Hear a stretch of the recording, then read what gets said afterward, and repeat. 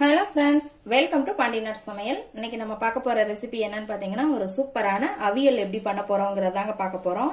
இது இன்னைக்கு எவ்வளவு ஈஸியாவும் டேஸ்டியாவும் பண்ணலாங்கிறத பார்க்கலாம். இப்போ அதுக்கு என்னென்ன காய்கறிகள் இன்னைக்கு எடுத்துக்கலாங்கிறத பார்த்துடலாம் வாங்க. இன்னைக்கு நான் ஒரு 6ல இருந்து 7 பீன்ஸ் எடுத்துருக்கிறேங்க. எல்லா காய்கறிகளையுமே இந்த மாதிரி 1 இன்ச் அளவுக்காவது நீளமா வெட்டிக்கோங்க.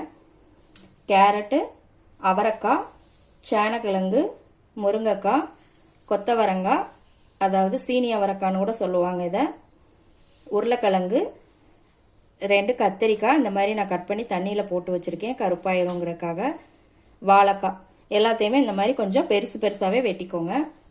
இப்போ மசாலா அரைக்கிறதுக்கு என்ன தேவைங்கிறத பார்த்துடலாம். துருவின தேங்காய் 4ல இருந்து 5 ஸ்பூன் பக்கம் எடுத்துக்கோங்க. 2 பல் பூண்டு, 1 ஸ்பூன் சீரகம், 4 பச்சை மிளகாய். காரத்துக்கு நம்ம பச்சை மிளகாய் மட்டும்தாங்க யூஸ் பண்ணுவோம். அதனால உங்களுக்கு ஜாஸ்தி வேணும்னாலும் நீங்கள் ஜாஸ்தி எடுத்துக்கலாம்.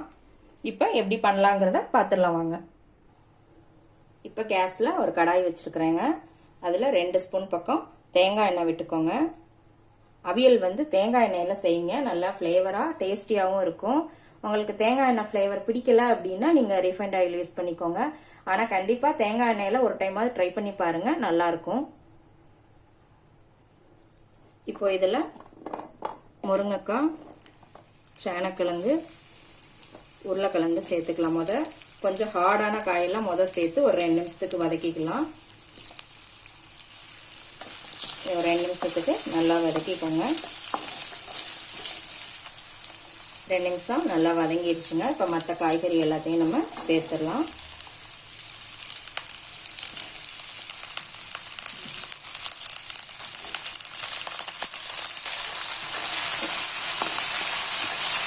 இதையும் நல்லா வதக்கிக்கலாங்க. ஒரு 2 நிமிஷத்துக்கு மட்டும் வதக்கினா போதும். பாருங்க, நல்லா 2 நிமிஷம் வதக்கி வச்சுங்க. இப்போ தேவையான அளவு உப்பு போட்டுக்கலாம். இப்போ இந்த காய்கள் வேகிற அளவுக்கு நம்ம தண்ணி விட்டுக்கலாம். நல்லா மிக்ஸ் பண்ணிவிட்டு ஒரு தட்டு போட்டு மூடி வச்சுருங்க. இது ஒரு 10 நிமிஷத்துக்கு நல்லா வேகட்டுங்க. நீங்கள் இதையும் குக்கரில் கூட செய்யலாங்க. குக்கரில் செய்கிற மாதிரி இருந்தால் ஒரே ஒரு விசில் மட்டும் விடுங்க. நீங்கள் 2-3 விசில் விட்டுட்டீங்க அப்படின்னா உங்களுக்கு குழைய ஆரம்பிச்சிரும். குழஞ்சிருச்சுன்னா நல்லாவே இருக்காது அவியல். இப்போ ஒரு 10 நிமிஷம் கழிச்சு நம்ம எப்படி இருக்குங்கிறத பார்க்கலாம்.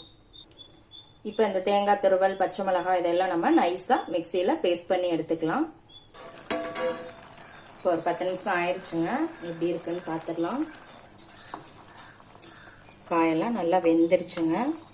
இப்போ நம்ம அரைச்ச இந்த தேங்காய் விழுதை இதில் போட்டுடலாம்.